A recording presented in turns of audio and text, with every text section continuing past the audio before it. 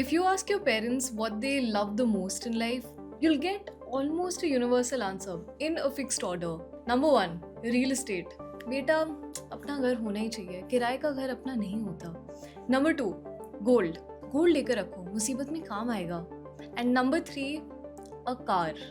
And if you're lucky, maybe number 4 पर शायद वो आपका नाम ले. Just kidding. But this third one, car, has a very specific trigger. होता क्या है ना? In a given month, the moment your salary crosses a certain number, an invisible alarm starts to go off in the house. Relatives start asking कि गाड़ी कब ले रहे हो? The daily metro or auto to the office starts feeling uncomfortable. And one night, you find yourself opening an EMI calculator on your phone. From here on, there are two roads. On one side, the entire internet is shouting, a car is a liability, your money will sink, just take public transport or an auto and put the rest in an SIP. On the other side is a feeling, you just can't quite explain it.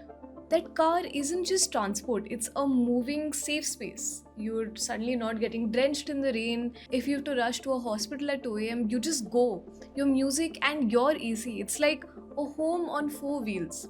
So, which is true? Is a car a toxic liability or an emotional necessity? So, to find out at which income buying a car makes sense and which one at that, I started doing the math. And when I actually ran the numbers, the math that came out was a little bit disturbing. Hi, I'm Arunima, and this is How Bizarre. So, let's begin.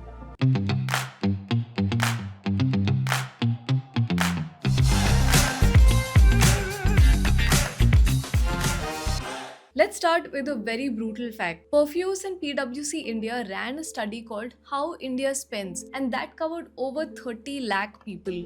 They found that salaried Indians on average spend more than 33% of their monthly income just on EMIs. And here's the twist.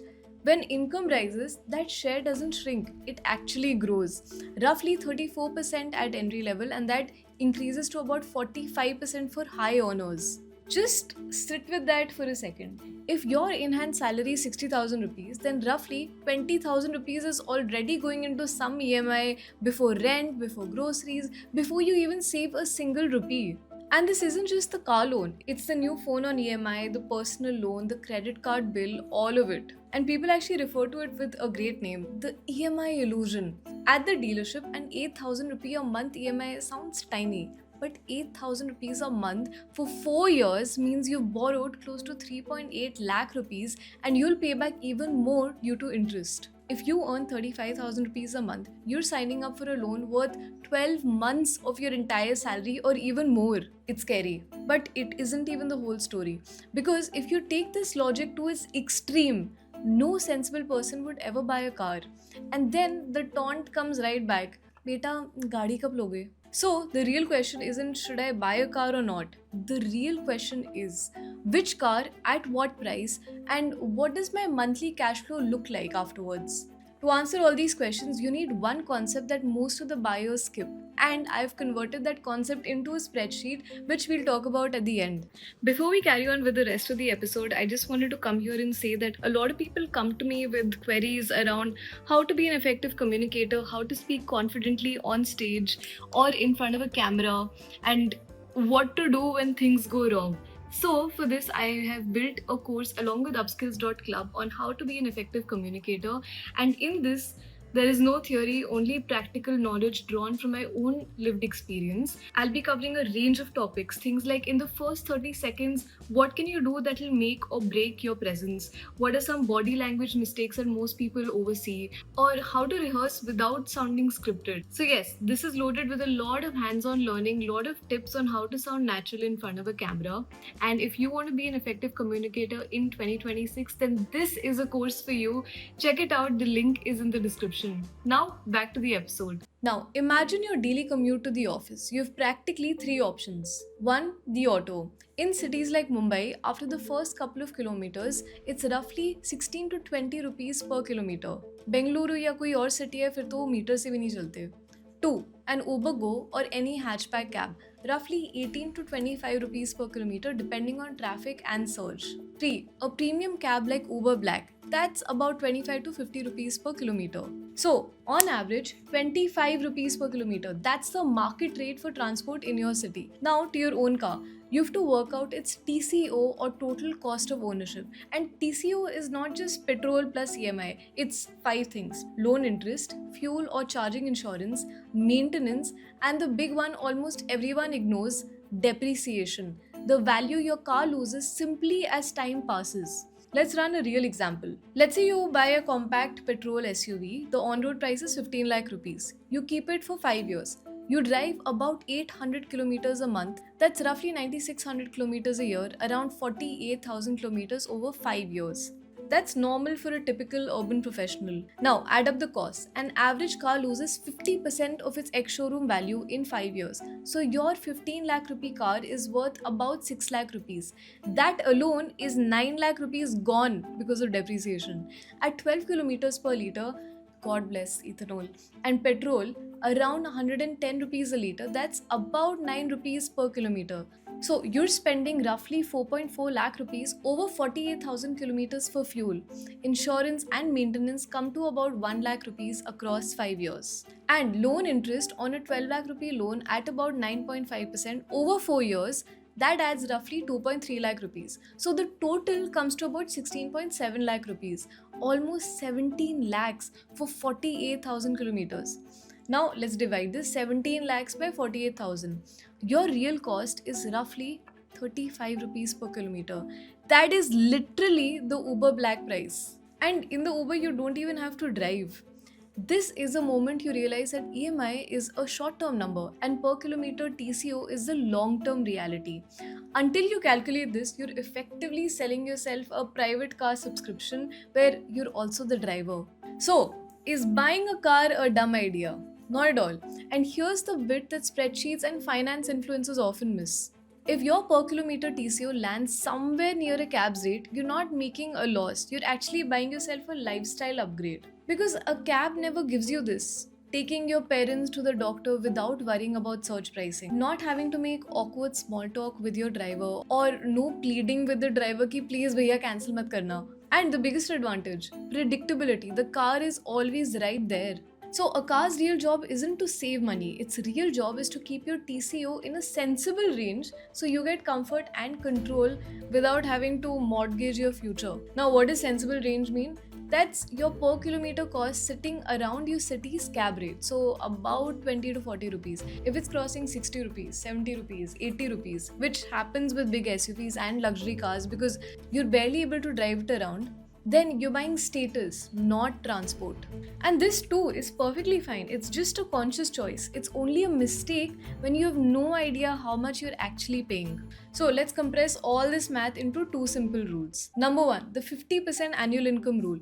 Your car's on-road price should never exceed 50% of your annual take-home salary. If you want 12 lakh rupees a month, then your ceiling is 6 lakh rupees. If you want a 20 lakh rupee SUV, well then your household income should be around 40 lakh rupees. And this cap or ceiling is what protects you from it. Number two, the 24-10 rule. If you're taking a loan, remember these three numbers. 20. Put down at least 20%. If someone's selling you at zero down payment, that's a red flag that the car is way above your budget. You should increase the down payment to up to 50% if possible so that the EMI goes down. Then comes 4. Keep the loan to 4 years maximum. A longer tenure makes the EMI look small, but the interest increases and you keep paying the loan even when the car has stopped moving. And most important, 10. Your EMI should not cross 10% of your monthly take-home pay. That's what leaves room for fuel, maintenance, and life's emergencies. And you can apply both the rules and check the TCO in the spreadsheet that I worked on. You can find the link in the description too. Use both these rules, then cross-check against your TCO. If all three line up, you're in the safe zone. Now, let's turn this into action. For each salary bracket, we'll find a car budget and the logic behind it. And here is the catch. We're not going to use the bare bones base model prices to trick the math. Nobody buys a base model with manual AC buttons, rear power windows, or a basic music system. We're calculating affordability strictly using the on-road price of the second top variant, which has all the practical features you actually need. Let's start with bracket 1 for those earning between 30,000 and 60,000 rupees a month. That means means an annual income of 3.6 to 7.2 lakh rupees. Applying a 50% rule, your absolute maximum budget is 1.8 to 3.6 lakh rupees. The honest truth here is that a new car simply just doesn't fit. With on-road prices and taxes, the math just doesn't work out. You basically have two real routes. First, a two-wheeler.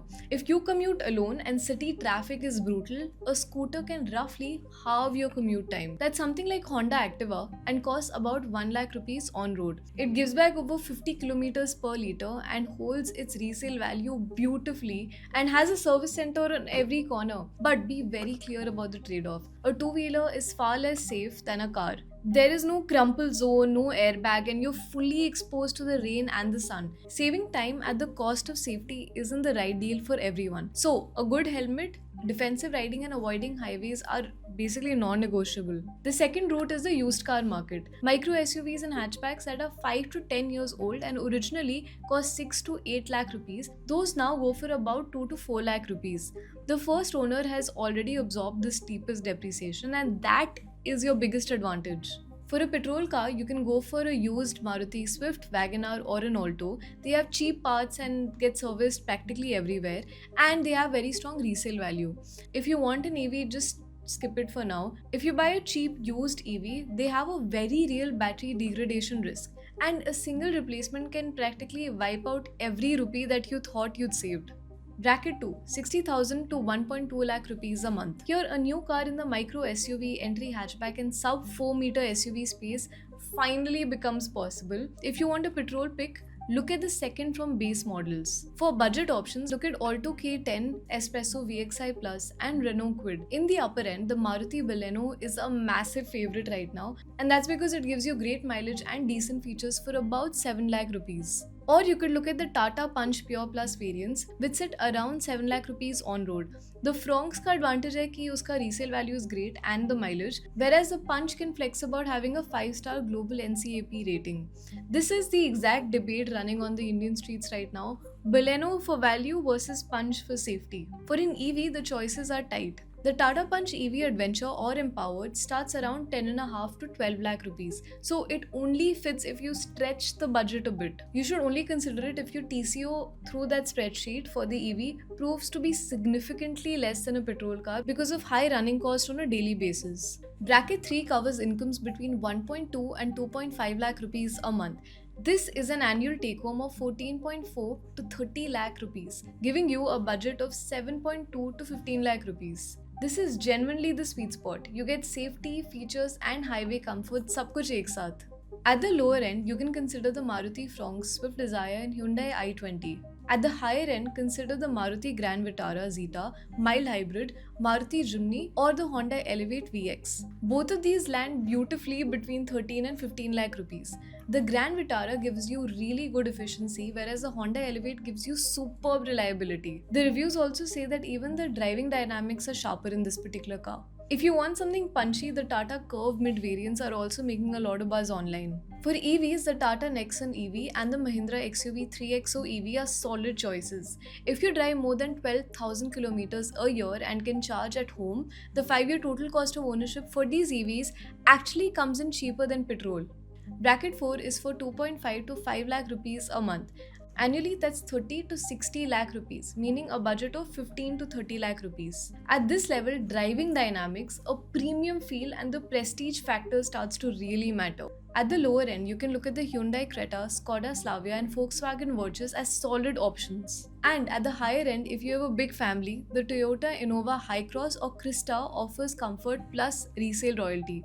And with this budget, you can also unlock every pedestrian's nightmare, Thar and Thar Rocks. For EVs, you can look at the BYD Atto 3. Here the dynamic or the premium trims range from 25 to 30 lakh rupees. It offers a very premium build, top tier safety and massive range. Or the Mahindra BE6, but the user feedback is not too good on its software, so just a heads up. A quick note on the resale at this level though, your per kilometer TCO is absorbed very comfortably by your income, so focus heavily on the resale value. Here, Toyota and Maruti depreciate the lowest. Finally, bracket 5 for those making 5 to 10 lakh rupees a month. Annually, that's about 60 lakhs to 1.2 crore rupees, and 50% budget is 30 to 60 lakh rupees for the car. Here, the rules technically loosen up, but loose doesn't mean reckless. For a petrol or hybrid pick, the Toyota Fortuner gives you status plus resale value that actually holds remarkably well even after 5 years.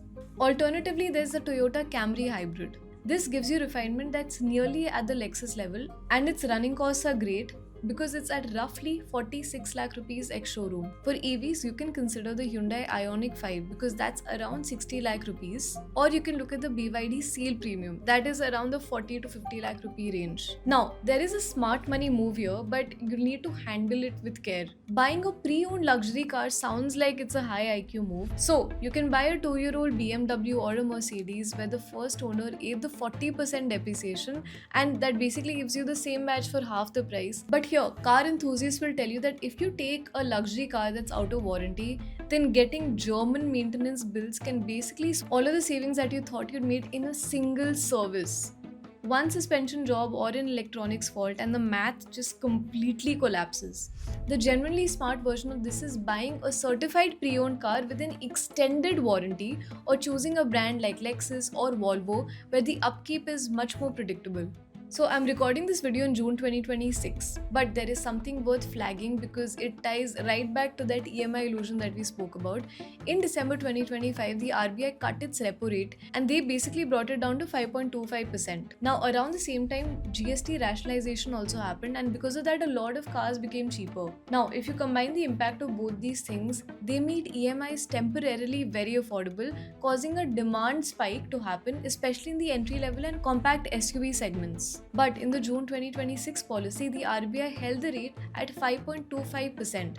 Now, what's the reason for that? Well, the conflict in West Asia pushed crude oil prices up, and the GDP forecast has been brought down to 6.6%. In other words, the affordability window is closing. This is exactly the trap that we've been talking about. When rates are low, people look at the affordability and pick up a car which is one size bigger. Then the macroeconomy slows down and income growth falls and fuel starts getting pricier. That EMI that felt like 10% of your take home yesterday suddenly becomes 18%. And then that's when the finances start getting choked. So the lesson here is very, very simple. Don't buy based on a temporary affordability window. Buy based on your total cost of ownership. So the final takeaway is a car is a liability and it is a necessity. Both are true. What is wrong is judging it just by a single number, the EMI. Always check 3 things: your 50% annual income gap, your 24/10 rule, and most importantly, your per kilometer total cost of ownership, which tells you whether you're buying transport or you're just buying comfort. And you can check all of these in the spreadsheet which I've attached in the description. By the way, please just don't request editing access to that sheet. Just make a copy and edit those numbers from your end. And a quick note for retail investors: when affordability windows open, like after a rate cut, or demand spikes first in the entry level and compact SUV segments, or when uncertainty rises, those same segments fall first because those buyers are the most EMI sensitive. If you track auto stocks, watch the monthly dispatch numbers in those compact segments, they are some of the earliest signals the economy gives you. And so, finally, the question I leave you with is this. In cities built primarily for cars, is vehicle ownership a choice for better mobility, or just a forced alternative to awful sidewalks and a failing public transport system? This is Arunima Rao signing off. See you in the next video. Until then, stay curious.